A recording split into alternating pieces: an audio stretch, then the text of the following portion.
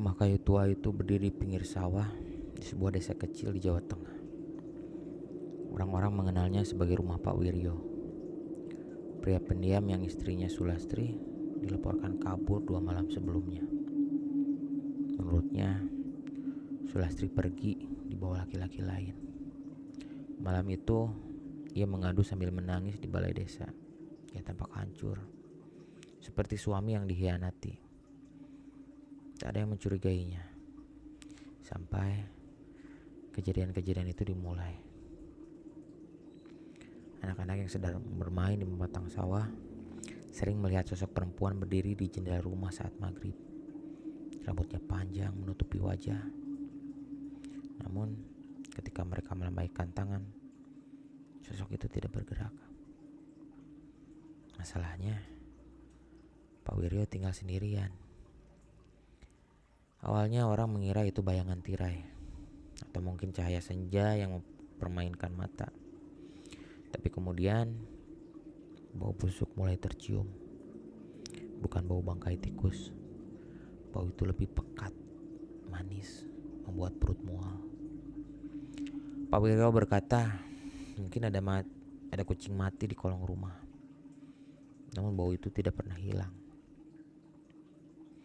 Pada malam Jumat Kliwon, seorang tetangga tua bernama Mbah Darni terbangun karena suara orang menangis di luar. Tangis perempuan, pelan, serak, seperti dari dalam tanah. Ia membuka pintu, membawa lampu minyak, dan mendengar jelas suara itu berasal dari rumah Pak Wiryo. Tangisan itu tidak terdengar seperti orang hidup. Keesokan harinya, Mbak Darni mendatangi rumah itu bersama beberapa warga. Pak Wiryo menolak mereka masuk.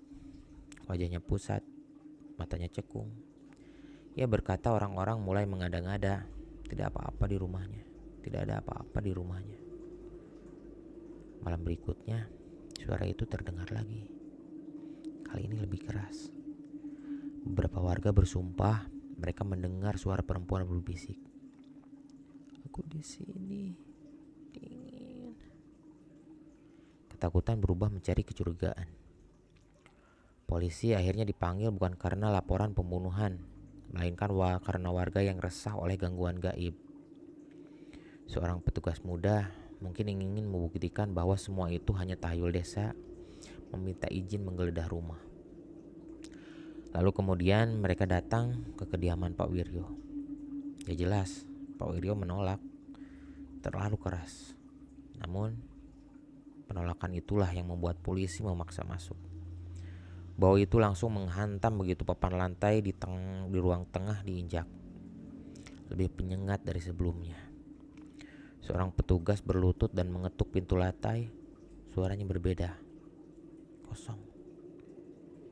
Papan pertama dicungkil dan tanah di bawahnya lembek. Mereka menggali dan terlihat dari kedalaman yang tak lebih dari setengah meter, kain batik yang dikenali semua orang mulai terlihat. Kain batik yang biasa dipakai Sulastri setiap pengajian. Tangisan malam itu terjawab. Tubuhnya ditemukan dalam posisi meringkuk dengan tangan terikat kain, tengkoraknya retak. Dokter forensik kemudian menyimpulkan ia dipukul dengan benda tumpul sebelum dikubur tergesa-gesa. Diperkirakan sudah 2 bulan sejak ia pergi. Pak Wiryo tidak menjerit ketika diborgol. Ia hanya tertawa kecil. Dalam integrasi, ia akhirnya mengaku.